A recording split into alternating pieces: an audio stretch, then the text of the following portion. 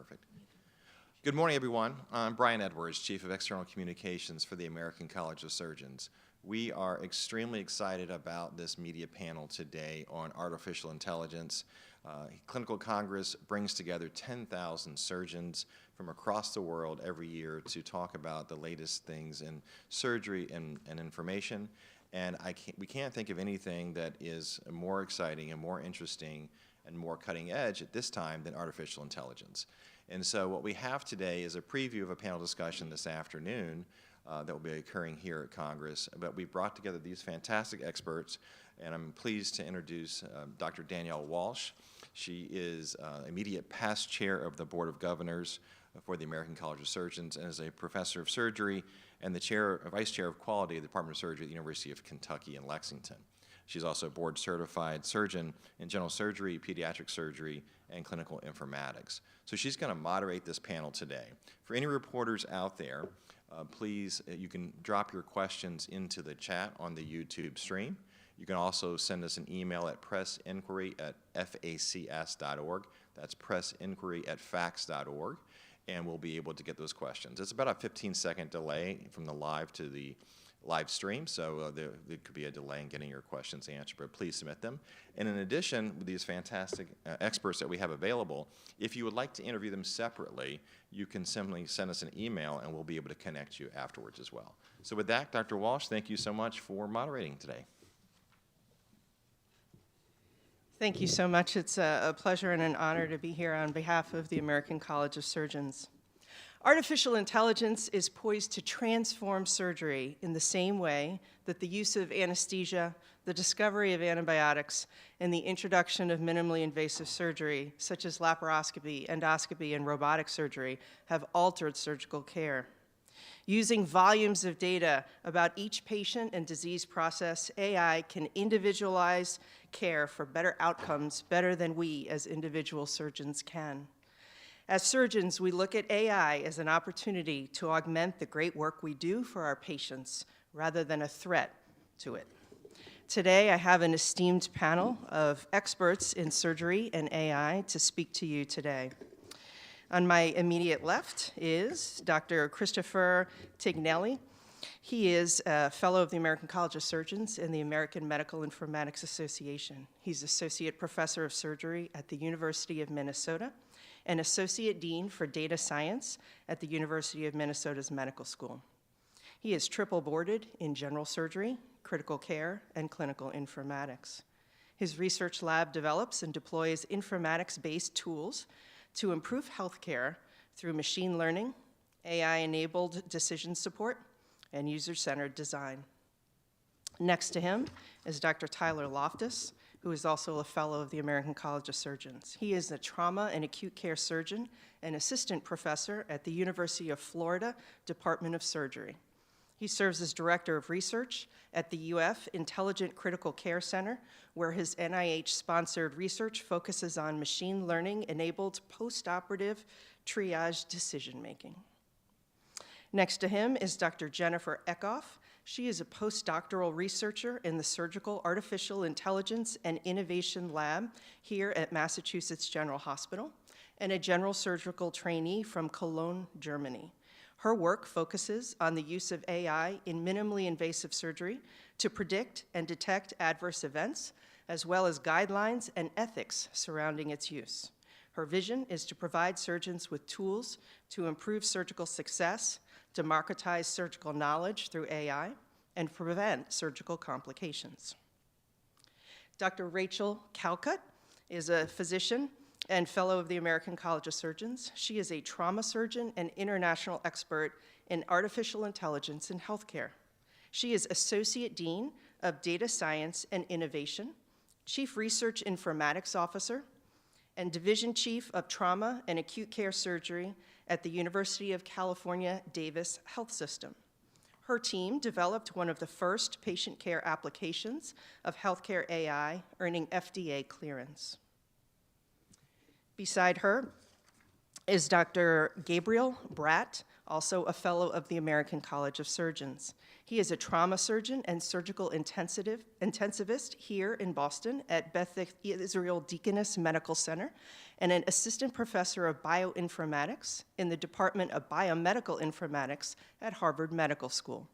He directs the Surgical Informatics Lab, where multiple NIH-funded research projects work to leverage multi-center collaborations and build better AI systems to improve surgical outcomes. And finally, Dr. Hassan Tedda is also a fellow of the American College of Surgeons and the fellow of the American Medical Informatics Association. He is a thoracic surgeon at Inova Fairfax Hospital, an associate professor of surgery at the Uniformed Services University of the Health Sciences. He is author of The Art of Human Care with Artificial Intelligence and a former mission chief, Warfighter Health, Joint Artificial Intelligence Center for the Department of Defense. Thank you all for being here today. I'd like to start by allowing each of them to spend just a minute or two telling you a little bit about the work that they do, and then we'll go on to some questions, okay? Dr. Loftus, go for it. Okay. Hi, good morning. My name is Tyler Loftus. I'm a trauma surgeon at the University of Florida. Thank you, Dr. Walsh, for that kind introduction.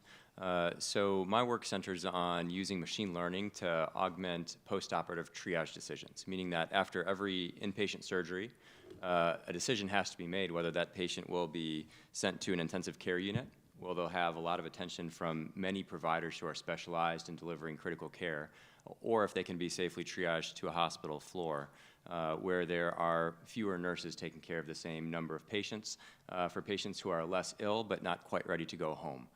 So that postoperative triage decision is an important one in a patient's care path, and we use machine learning to make recommendations for which patients ought to go to an intensive care unit and which patients should go to a hospital floor. And then we perform some user-centered design and usability testing to make sure that augmentation of the decision-making process just helps doctors and nurses make better decisions and deliver better care. Wonderful. Dr. Eckhoff.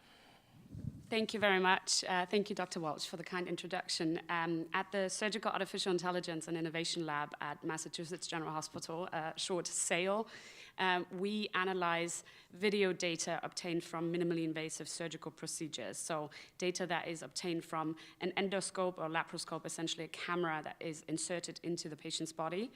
And we use computer vision algorithms to analyze certain visual features, visual characteristics of that data, meaning that we basically do a statistical probabilistic analysis of pixels associated with, in the actual image in the video, associated with the location of instruments, the interaction of instruments with tissue, operative phases and steps in their chronological sequence as surgeons progress throughout the operation.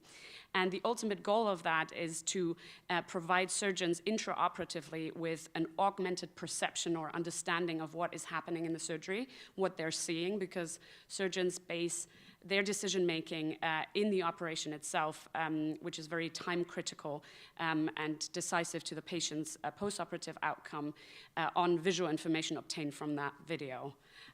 Thank you. Thank you. Dr. Calcutt.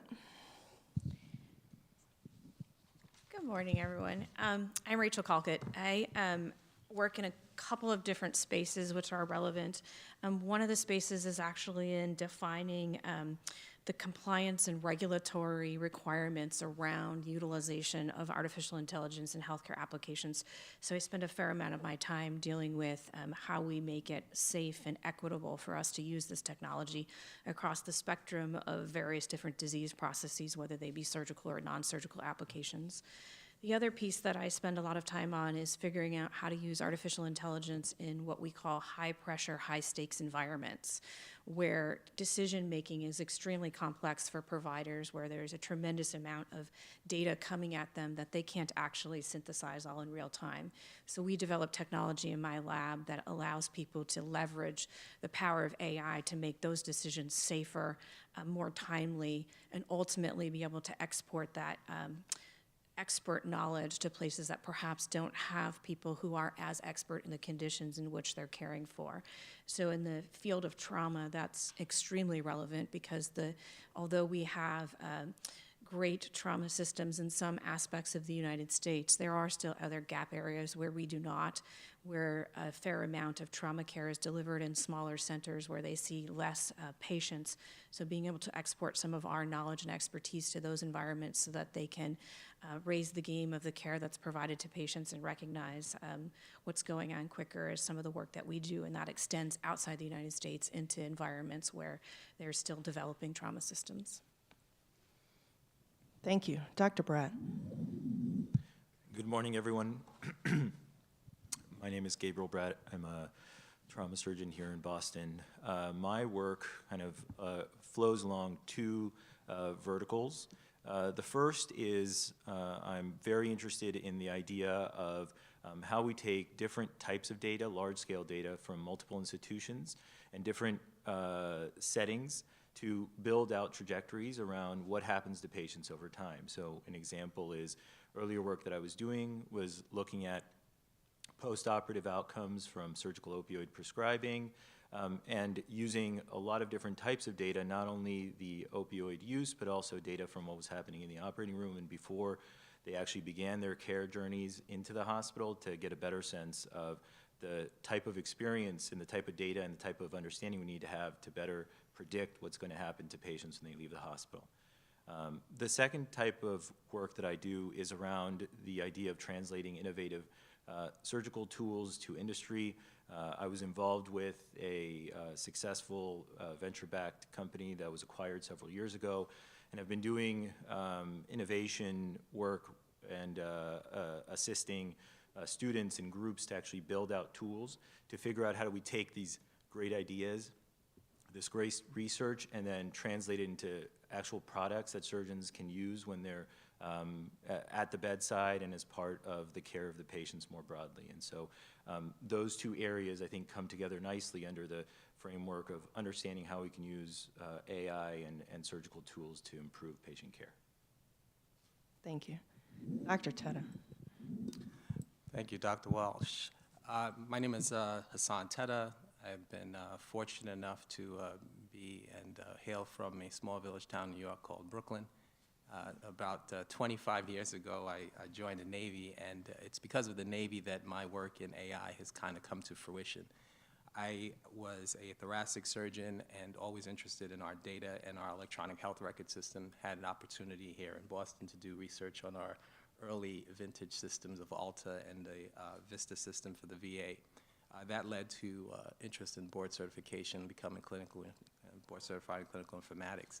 And I've been sort of at the precipice and at the intersection of witnessing history here with the military. We have brought and ushered in vaccines in the military. It was the Continental Army of George Washington that brought that to the forefront. Blood transfusions in the Civil War. And of course, Lister, our British colleague, that introduced antisepsis. And as you mentioned, Dr. Walsh, in your opening remarks, I believe AI is now at the precipice of actually eclipsing many of those innovations, and I'd been at the forefront of that. I served as the Chief Medical Informatics Officer for the United States Navy, and then was recruited to the inaugural Joint Artificial Intelligence Center at the Department of Defense to lead the Warfighter Health portfolio. We brought to bear about 30 or so different innovative solutions and implemented a number of those to deliver this awesome technology at the point of care for warfighters. I'm currently working on a book with Forbes on smarter healthcare and AI, and very excited to be a part of the panel. And Dr. Tignanelli. Thank you, Dr. Walsh, and good morning. My name is Chris Tignanelli. I have a few hats. So my first hat, I'm the scientific director of the program for clinical AI at the University of Minnesota. And what we focus on is the life cycle of AI models. So developing AI models, evaluating them, then ultimately deploying them into care, and then monitoring how are they impacting patient outcomes as well as provider decision making. And then how do we monitor these models after we deploy them and make sure that they continue to perform the way that they were originally trained. The other thing that I work on is a federated learning collaborative. So this is a partnership with 47 US hospitals. And what we do is we share access to our clinical data. And what's unique about this is it's not just what we would call structured data, so like a lab or a vital, but also unstructured data sources, so clinical notes as well as radiology images. And what that allows us to do is to train models and essentially create a pipeline where multiple institutions can train models and then also evaluate how they're performing at other institutions. In one of my other hats, I'm the dean at the University of Minnesota for data science, and that focuses on building a lot of the infrastructure that's needed to facilitate AI research by university investigators. And then finally, I'm the chair of the Health Information Technology Committee at the American College of Surgeons. Thank you all very much. Let's go into some questions to help fill in some information for those listening and here. Dr. Teta, can you give us 3 examples where you think AI will impact surgery the most, and share examples from your experience? Sure. Thank you for the question. Just to set the table, before giving those 3 examples, I want to say something and put out a statement, sort of going back to a former role that I had at the Navy Medicine headquarters, which was a Director of Futures and Innovation, and make a statement, a bold one, that AI will impact and change everything. Let me repeat that again. AI will impact and change everything, certainly in surgery, but for the rest of the world. But with that statement, there's a qualifier. Not only will AI impact and change everything, it will do so in a way that will fundamentally change our world and the world that we live in right now, so that it'll be completely unrecognizable, I think, in a few years. However, it will not impact the things that matter most. Those things will be up to us. So as surgeons, I think that the evolution of AI is going to impact everything in our lives, from our workflow and therapeutics and diagnostics. Those are the 3 things that I think are going to really be impacted tremendously. But the patient-physician connection, how we treat our colleagues, how we treat our patients, how we treat our administrators and all the folks that work on the care team, those things are not going to be impacted to a certain degree. Those things are going to have to still be moderated and controlled by us. But going to those 3 specific things, I'll drill down on those. In the field of diagnostics, therapeutics, and workflow, AI is fundamentally transforming those domains right now as we speak, and they're going to continue to do so. I'll share one example that kind of cross-cuts over all 3 of those. As I mentioned, I was the Warfighter Health Mission Chief at the Department of Defense for the Joint Artificial Intelligence Center. That organization has now been reorganized to the Chief Data and AI Office. And in that role, we were bringing to the forefront solutions to help aid and assist our care of delivering care to the warfighter. And one of the projects that we had was in connection and collaboration with Google and another company that creates an augmented reality microscope. We're using computer vision and a very novel interface that cut across the image. We were able to digitize slides and take hundreds of thousands of those slides and create models that would help in diagnostics for the microscopes. We put a slide on, then we trained under prostate and breast cancer. And when you put the slide under, the microscope would draw circles around the pathology, around the cells that were abnormal. So if you can imagine how that could impact the workflow of a pathologist, not only increasing their throughput, but also giving them the ability to find and identify things that they potentially would have missed. That's the diagnostic part. And as far as the workflow, they can do a lot more, become more efficient, and have actually even improved pickup rate. And we have a publication on this where we show that the models actually surpassed the ability of diagnostics for the most expert-trained pathologists in those 2 fields. And finally, the therapeutics, what that allows is for people to be able to have a diagnosis potentially earlier so that they initiate care. And I'll just give one final sort of capstone to all of this. Now, you can imagine in the Department of Defense, we have a lot of things that we have priorities for. And when we had this technology and this solution, we had to introduce it to our colleagues that are warfighters. They said, well, what is the application to the warfighter. Who cares if you can diagnose breast cancer or prostate cancer? We have young, healthy folks. And I gave them an example. When I served as a ship surgeon on the aircraft carrier, the Carl Vinson, I invariably would see young men and women that had small lesions on their skin because they're exposed on the flight deck to long hours in the sun. And I would do biopsies, and I would have to send it off the ship. And sometimes it took months before I got any of that information back. On one occasion, and several occasions, I would get sort of premalignant, small, early stage cancers, and we'd initiate the appropriate care. This one individual that I never forget was a pilot, young man, who had a malignant histiocytoma, very rare cancer. It took many months for it to get back, and by the time it got back, he had already left the ship. He'd gone on to another assignment. I had to track him down and get him the appropriate care. Unfortunately, we did that. And so I would tell my warfighter line officers, can you imagine if we had this kind of technology on the ship, or on the field, or in the desert, or in the tent?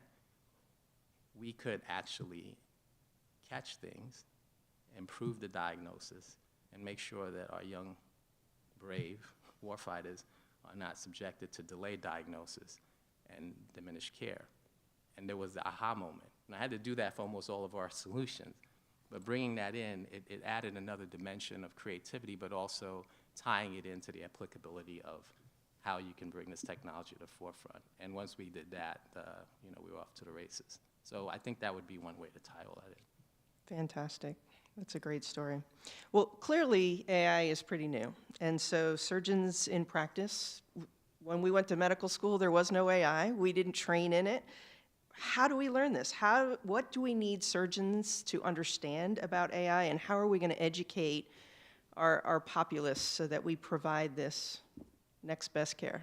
Another excellent question. Again, the first thing I would say is do things like this, having these kind of forums, giving the opportunity for us as sort of experienced practitioners in this field to share with our colleagues what the art of the possible is, what's coming, make bold statements like AI is going to change everything, to sort of scare them into at least listening and learning a little bit about it. But I think what we're going to have to do is really just provide opportunities for giving surgeons and practitioners an ability to learn faster and teach them how to learn a different way potentially. And what I mean by that is I had the opportunity this weekend visiting colleges with my daughter to meet a young student who's pre-med, and I couldn't help but say, oh, I'm a thoracic surgeon. We had a good discussion. And he asked me what I do now, and I told him about AI and all this. And I said, clinical informatics wasn't even a specialty, certainly not a board certification when I was practicing. That means this specialty didn't even exist. It wasn't even on my radar. And I told him that you're going to have the opportunity to do things that aren't even on your radar right now. So just keep an open mind and keep learning. And I think that's really what we're going to have to do. We're going to have to teach people to learn faster and to learn in the context of an evolving world and in a changing world that's completely going to be different than what we see right now. Thank you. And I think that's where professional organizations come in place. We're never going to go back to medical school. So an organization like the American College of Surgeons putting on conferences, putting on workshops, putting out education materials is really going to be critical to how we distribute this new technology to the world. Dr. Loftus, if a patient's making a difficult decision about medical care, such as whether they should undergo an operation, can AI help them decide? Oh, that's a great question, Dr. Walsh. And yes, I believe AI can help a patient decide whether to make a complex decision to undergo an operation or not. And it can really do that by two mechanisms. It can give us very accurate predictions of what to expect after surgery. But beyond that, it also has the potential to understand a patient's values, what really matters to them, and use that information in the modeling process to make a recommendation that is tailored for that specific patient, which is a very powerful possibility, and one that emerging evidence suggests is certainly not just within the realm of possibility, but probably something that can be realized even within the next few years. And so this is one of the reasons why artificial intelligence is only a tool, but it is becoming the sharpest one in our toolbox. There you go. And how does AI then compare with the doctor or nurse in that role? Most of us trust our doctors, but can patients trust AI? That's an excellent question. So sort of two parts. The first part of how does it compare with doctors and nurses? In those instances in which artificial intelligence predictions and recommendations are compared with those that come from human clinicians, it usually performs about as well and sometimes better. And Dr. Teda's work has shown some of those instances. But I think another question to ask is, does the AI always have to compete with the doctors and the nurses? And I think the answer to that is maybe not. I think that artificial intelligence can automate some rote tasks, like the one we heard about in pathology. And when artificial intelligence automates rote tasks the way that calculators automate long division, then the doctors and nurses can focus on and attend to deeper, more important aspects of patient care, being with patients and sort of leveraging the wisdom of experience, human intuition, and making human connection. Fantastic. Dr. Eckhoff, take us through a little bit about how AI is being used in the operating room right now. So the short and potentially slightly disappointing answer is it is not. At the moment, artificial intelligence application to surgery is still very limited to evaluation through research. So essentially, when surgeons go to the operating room, they open a patient, they look inside the patient through a camera, they acquire video data. That video data is then used and annotated, labeled with respect to the features that we want to detect in the data that surgeons use to make their decisions in the operating room. And we then train artificial intelligence to learn to internalize these features, these characteristics in the data, to then apply that to make statistical inferences, make statistical statements about what they see, so detections and predictions of what they see. But in the last 2 to 3 years, there have been very groundbreaking achievements in research, and I don't think it will be very long until we have, like Dr. Loftus said, an additional tool to leverage to better understand the surgical environment, the human factors at play, and the interaction between the two through AI. And the ultimate goal would be to augment and improve and assist surgeons rather than replacing them, assist them in what they see and to focus on the relevant information in the operative field and relevant clinical information associated with that very patient on the operating table. So how is that going to turn into making surgery safer for us? Talk us through what are some of the hurdles. How do we get what you're describing in the research lab into the operating room to make it safer? What's it going to do? So ultimately, if anyone in the world has undergone surgery themselves or has a loved one that has undergone surgery, and when that happens, you want the surgeon and the surgical team taking care of you to have the most information possible, the best information, and also the maximum expertise to solve that very problem on the operating table. That is not always possible, and the access to all that information and expertise is not always as widely available to all surgeons at all times. AI can help to unify all the information about that individual patient, but also provide information about 1,000 other patients with a similar disease profile, with a similar patient profile, and provide that information to the surgeon in that very moment when it matters the most, when they're making decisions and when they're essentially making a cut that changes the patient's lives. So I know a little bit about some of her work. So one of the things I give an example of when people ask is when we take out a gallbladder, the gallbladder has a branch, kind of like a branch on a tree. So you have your main trunk of your tree, and then there's one branch that goes over to the gallbladder. And out of all the different branches, you have to find exactly the right one. And one of the mistakes that can happen in surgery is somebody cuts the wrong branch. What she's describing in the work in her lab is to help identify exactly the right branch. And if you were a surgeon in the operating room about to cut the wrong one, you might get a red flashing signal on their warning. You are about to cut the wrong structure. Are you sure you want to do that, right? That's an example of using your technology and making it safer in the OR. And to add to your question, actually, you asked what's missing. Missing, I think, is still a lot of data reflecting all the patients' patient's diversity and the patient population that we see every day, because that branch looks very different in 1,000 patients. You will see 1,000 variations of that branch, possibly. And we'll probably not even recognize it in the 1,001 first patient.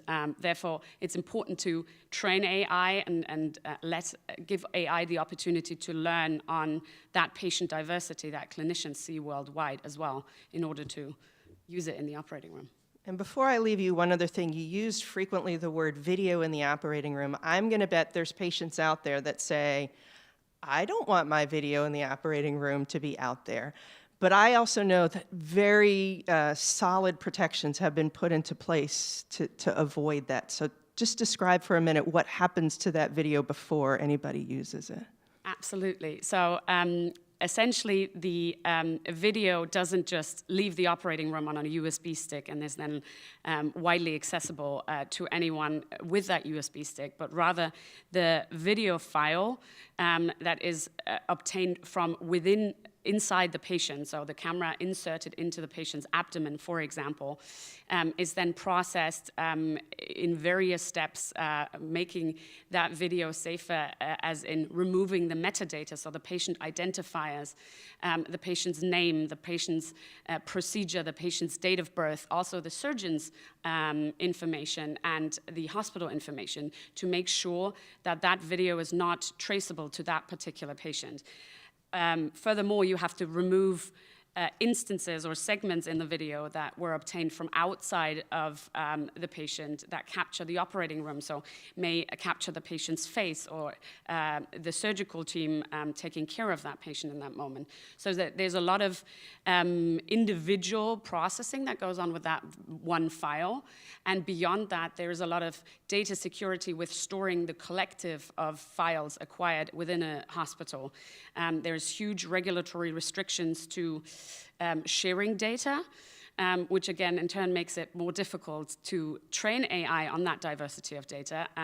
But that's an interesting and exciting area to look into, the ethical and legal regulations that take a bit longer to establish than the technology is actually evolving at the moment.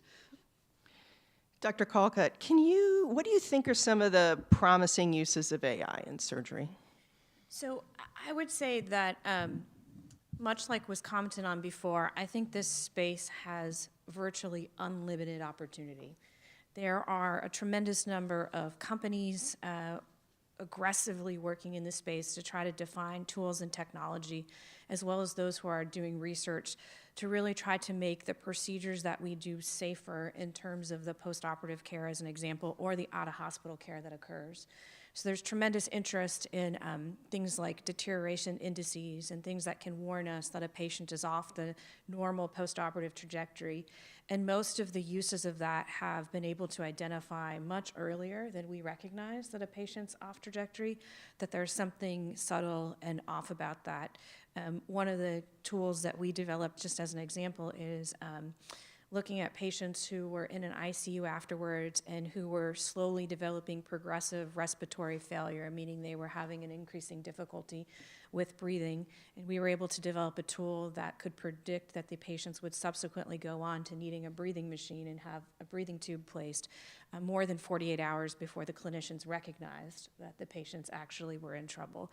So it's tools like that that actually give us opportunity potentially in the postoperative space to mitigate some of the costly complications associated with some of the outcomes that occur after surgical procedures. As surgeons, we'd like to believe that all of our patients will do well and there's never any missteps afterwards, but the reality is that there's tremendous risk associated with undergoing any procedure, and as our population ages, and also as we develop significantly more comorbidities across the US population, as an example, undergoing procedures that used to be easy, straightforward, and low risk, they're not low risk for those individual patients. So these tools have the opportunity to actually be able to create an environment in which we can make it as safe as possible for patients to undergo procedures and potentially get them out of the hospital sooner, but be able to detect complications at home. So that's just one of the many examples of the way in which people are utilizing this type of technology. That's exciting technology. Well, What concerns do you have about using it in medicine, though? And how do you think patients view AI? Yeah, so I think one of the things that the COVID pandemic, I think, did was accelerate the general population's understanding and interest in things like artificial intelligence, digital healthcare, and in technology. And that was to some degree out of necessity because we had to change the way in which we provided care to people through telehealth and other modalities like that, which made people much more comfortable in the technology space being used in healthcare.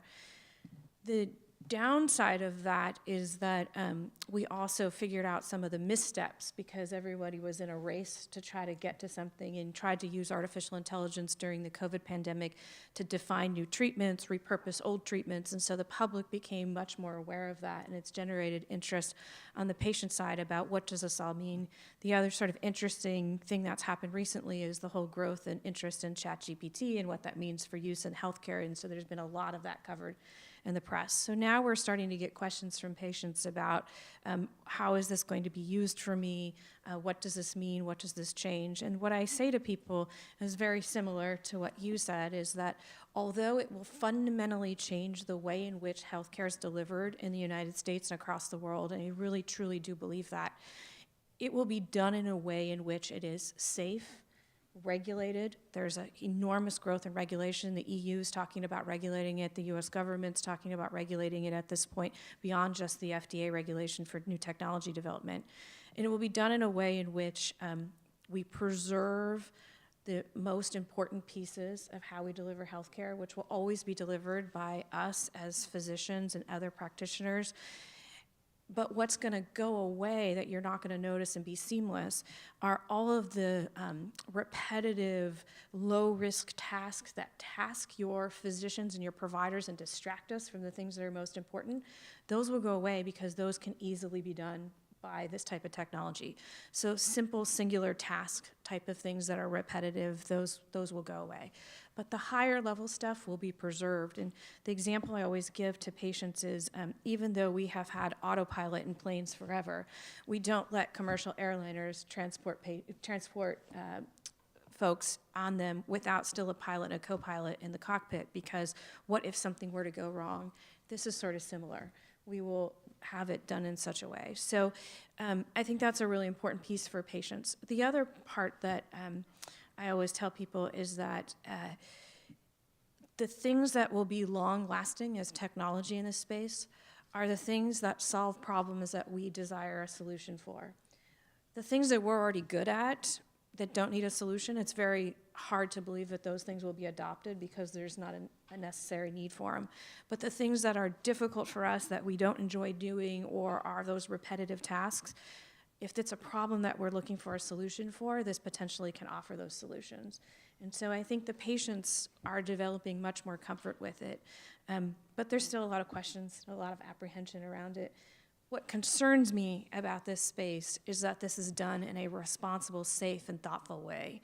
We cannot afford in healthcare, and certainly not in surgical disciplines, to have a catastrophic failure of the technology that results in a bad patient outcome that will put an abrupt stop, and that will make the public and practitioners much less willing to adopt the technology.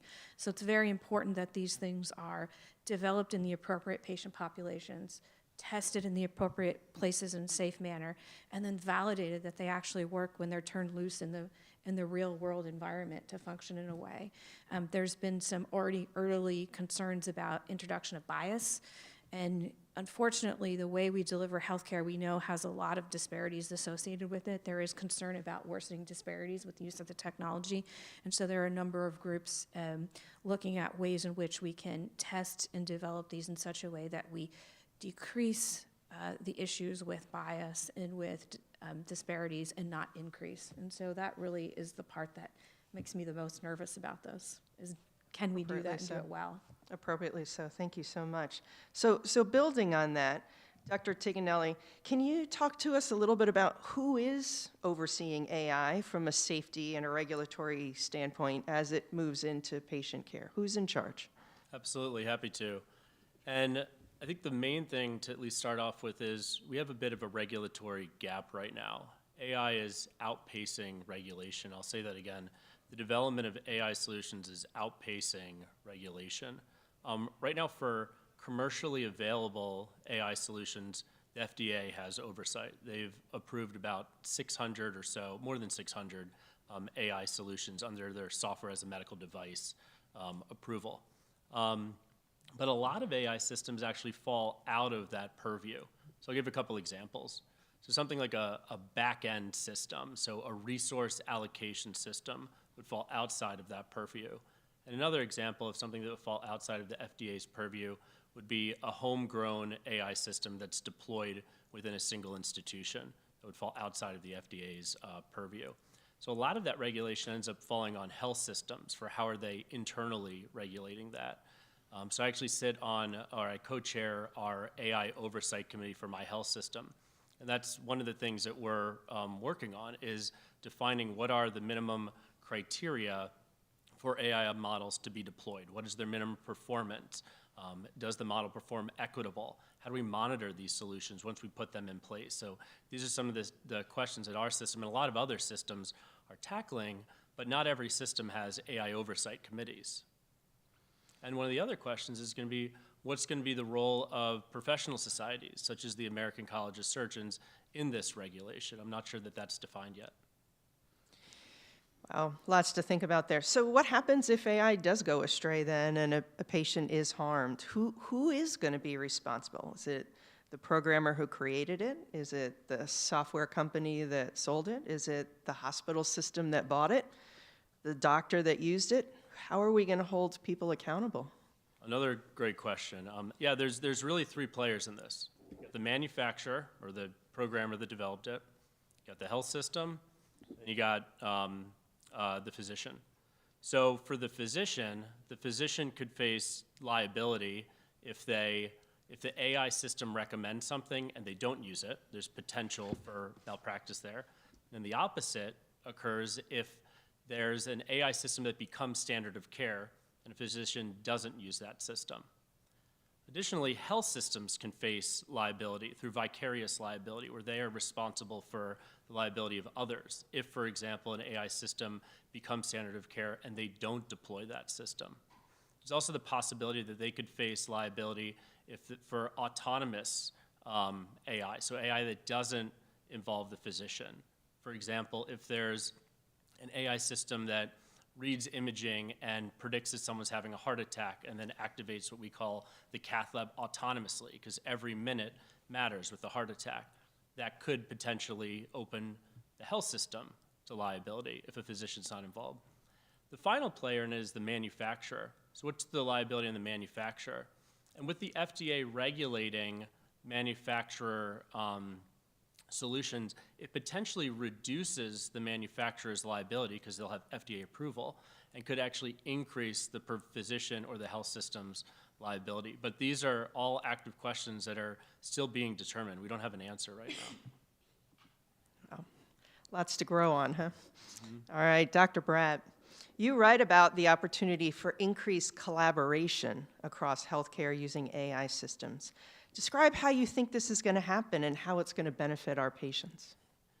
So this has been a really interesting discussion from the panelists talking about many of the opportunities that exist in the use of AI in surgery and in healthcare generally.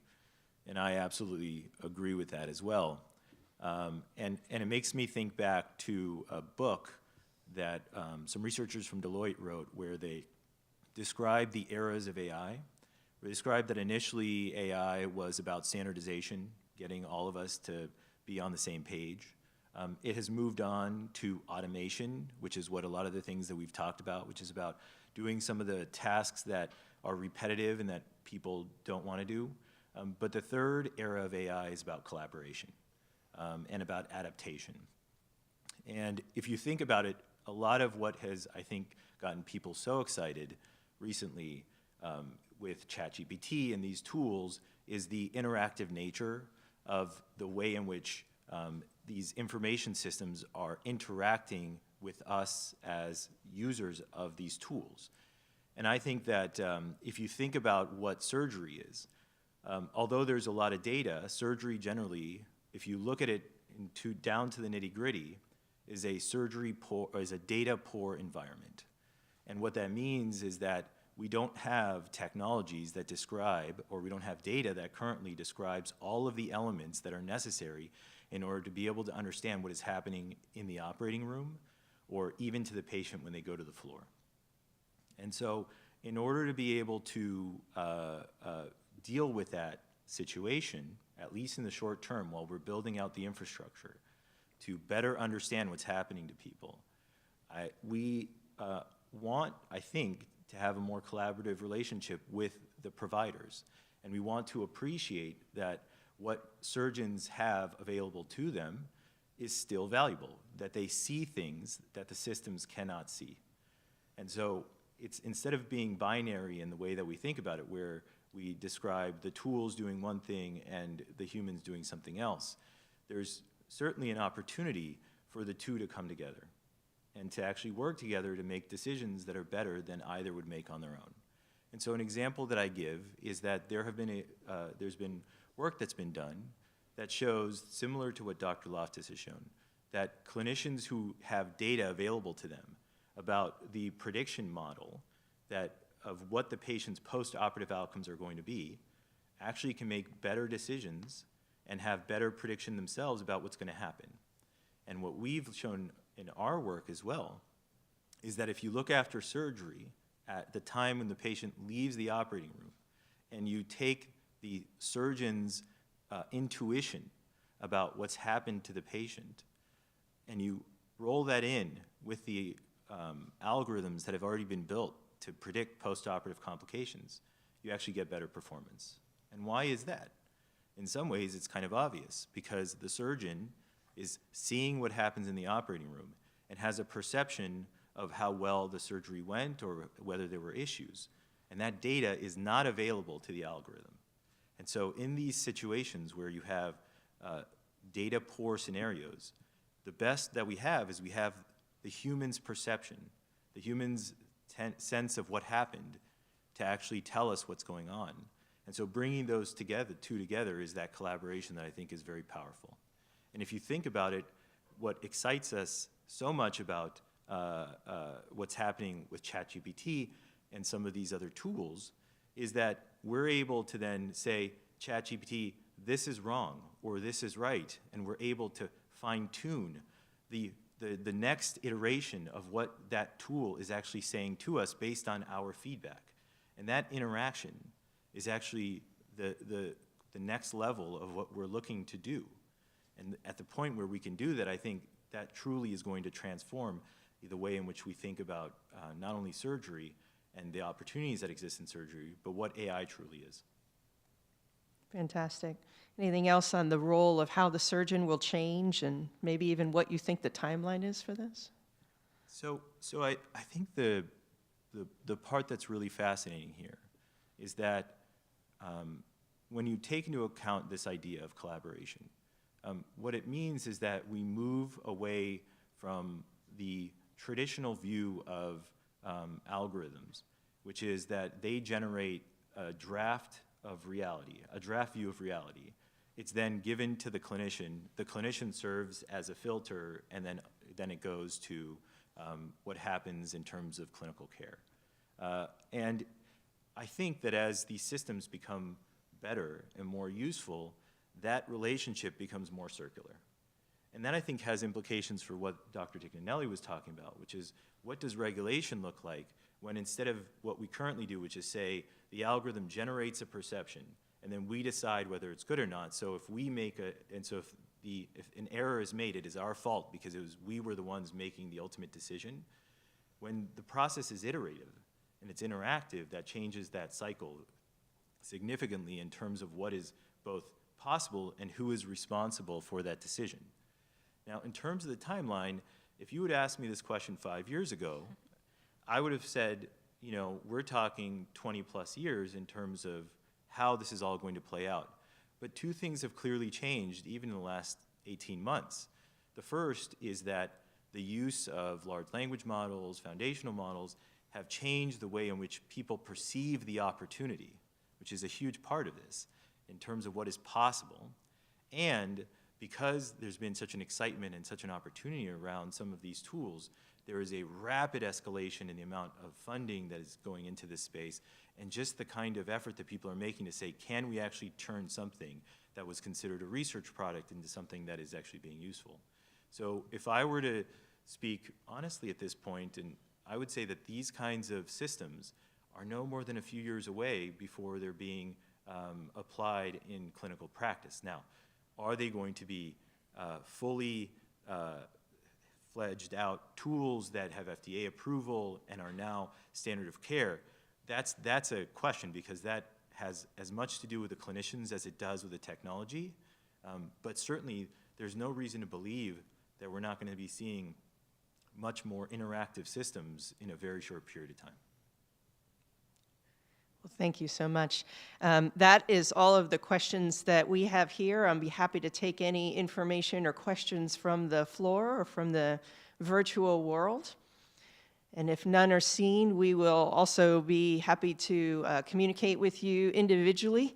Just contact the American College of Surgeons Media Office, and we can set up any individual interviews or further questions that you'd like the answers to for sharing this with the world. Thank you so much for being here today.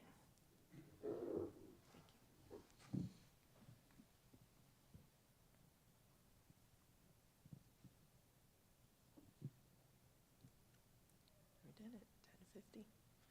All right. Thank you.